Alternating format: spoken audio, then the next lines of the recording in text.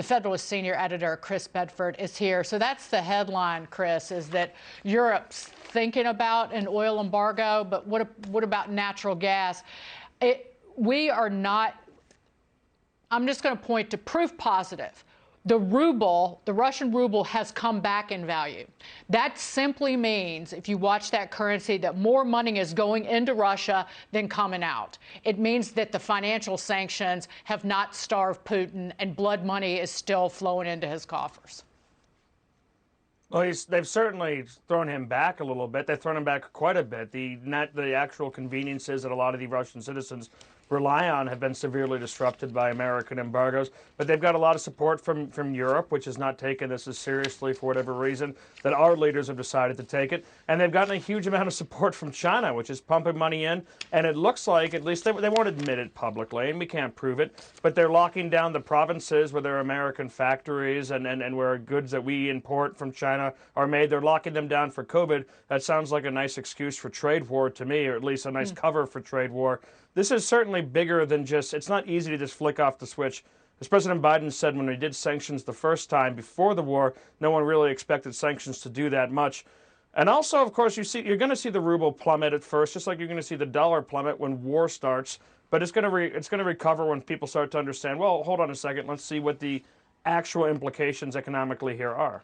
Because the energy exports out of Russia, other than our small sliver of an embargo, the sanctions don't apply to the energy. The energy is continuing to flow because Europe is so dependent on it. So that's my point, is that the sanctions have not gone far enough, and we are, as the West, is still continuing to fund this Putin war on Ukraine.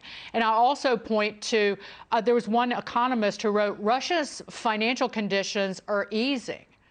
After the initial shock of sanctions, financial conditions tightened due to the ruble and stock market falls, but half of that has unwound because hard currency inflows from energy exports are a loophole for Putin. And there's not one Western, the alliance of NATO, they don't seem willing to try to starve Putin at all.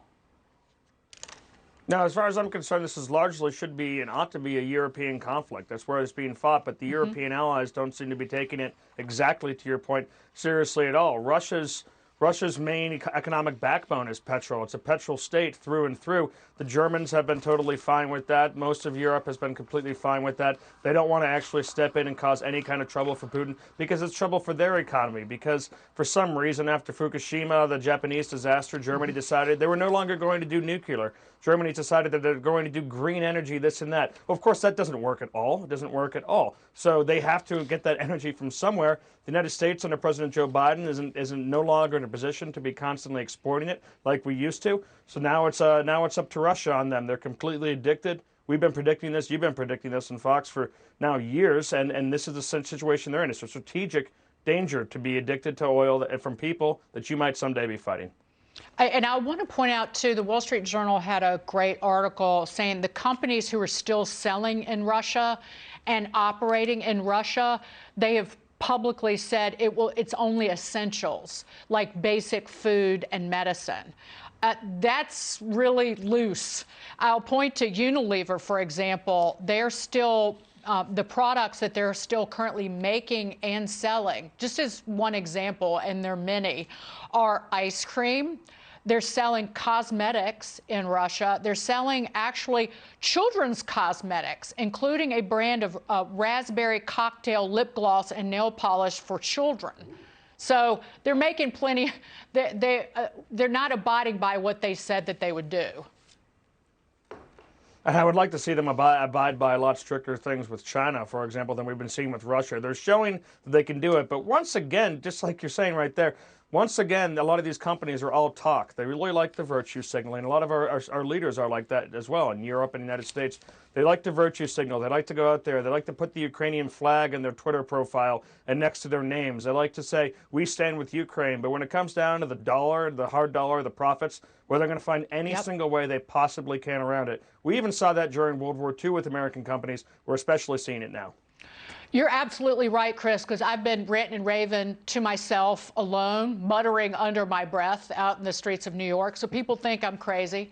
It helps keep me safe. But you look, and it will be some major luxury brand they'll put up their Ukrainian flag on their Instagram profile, but they made money hand over fist selling to the oligarchs and all of their girlfriends, and now they're standing up for Ukraine. They would sell Abramovich, handbags all day long, every day, even though he's supposed to be a pariah. It's become so cheap, our politics. Everyone's just told, you have to be an activist, you have to be an activist. Well, what does that actually mean? Does it mean making our world a better place? Does it mean helping out businesses? It absolutely doesn't. It just means changing your profile picture and putting a hashtag at the end of your tweets. And how the hell are we going to fight China, even financially, if it ever comes to that? Chris Bedford, you're the best.